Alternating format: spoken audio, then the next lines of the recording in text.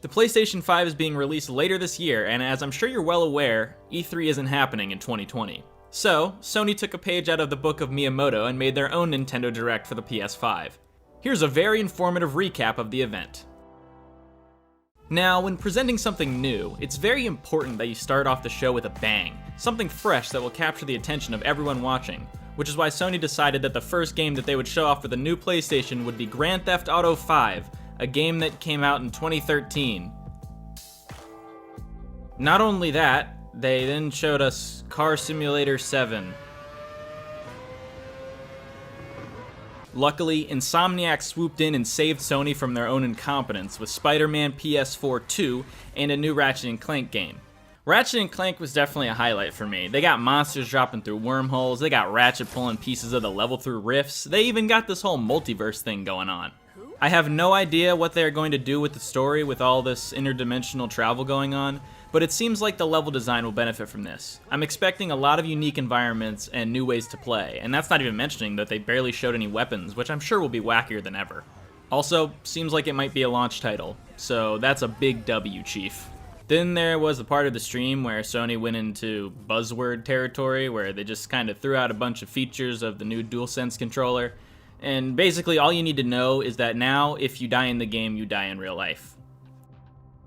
There was a lot of weird games revealed over the course of this live stream. Like this one, Little Devil Inside. From this minute-long trailer, I could not tell you what the hell is going on here. 1 second, a dude is fighting a monster, Shadow of the Colossus style, and the next there's an old man taking a poop.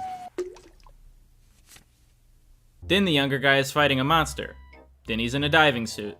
Then he's hunting a bear while riding a donkey. Then the old guy, who looks like a Fanboy and Chum Chum character by the way, goes to buy some schmeat. What? There's just so many things going on, and none of it is explained.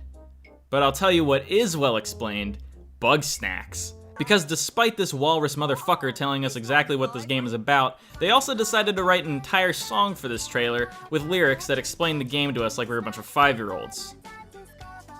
Still looks interesting though.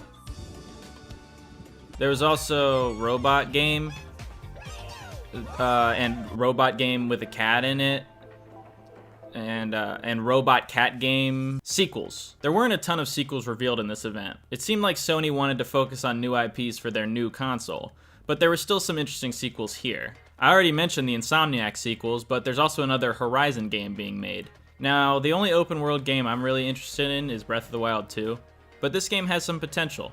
I liked how they put an emphasis on exploration and scale, and some of the enemies they showed off were pretty cool. Wait. Resident Evil 8 Village is making an effort to capitalize on what Resident Evil 7 did right. I think. I don't know, I didn't play that one. Hitman 3 is a thing, too, I guess. I'm not trying to hate on or discredit Hitman or anything, I just thought there were so many more interesting games revealed. Like NBA 2K21, baby! That's the sequel we really needed. It's 2K, except that there's a lot more sweat. And no basketball because he broke the hoop. The new IPs were what caught my attention the most in this event. Sony is pushing the PS5 as something you experience rather than something you just play. They made a point to explain during the live stream that they won't have restrictions with this console, and that every idea can be brought to life. And I believe the game that showed this off the most was Ghostwire Tokyo. The developers at Tango Gameworks made a point that the PS5 is what allowed them to create a detailed rendition of the city of Tokyo for this game. Now, I'm not sure if that's an exaggeration or not, but at the very least, the trailer was pretty dope. The gameplay seems to be battling spirits around the city with superpowers, and it has a little horror vibe to it as well. I have a good feeling about it. But, no Akumi Nakamura? 0 out of 10, worst game. Other new IPs. There was Returnal, which is giving off a Kojima vibe with its high production value and movie-like storytelling. Project Athia, which is from Square Enix, and that's really all the info we got. Godfall, which, I don't know, this one kind of looked mediocre. But there were 3 games in particular that I liked the most. The first one is Sackboy. No, this is not a joke. This game looks like a lot of fun. I loved Little Big Planet because it was just super chill and happy and loving. And The Adventures of Sackboy is giving off the same vibe. And I like that this game has a lot of style and polish in its art. Big Sack Adventure is hopefully going to be a lighthearted platformer with fun gameplay. Now on the flip side, we have Kenna, Bridge of Spirits. Kenya, Bridge of Spirits. This is going to be a story-driven action-adventure game about saving some spirits from evil Groot. That already sounds like a jam to me, but this game is the one that looked the best from a graphical standpoint, in my opinion. The environments are lush and beautiful, the characters and enemies are exceptionally detailed, but most of all, I just love the flowing colors in each frame. It really brings the game to life, and I hope the actual game looks this good when it comes out. And my clear number one from this event is Deathloop. Arcane Studios is back and doing what they do best, a first-person action-adventure game with superpowers. The loop aspect is something that could be really awesome if done right, and the fact that you get to play as assassins on opposing sides adds an interesting dynamic. Also, judging from the trailer, this game will be more action-heavy than Arcane's other major franchise, Dishonored.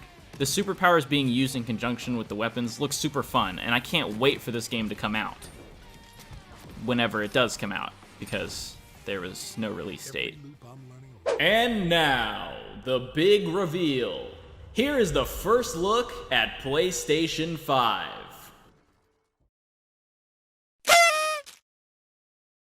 Why does it look like a router?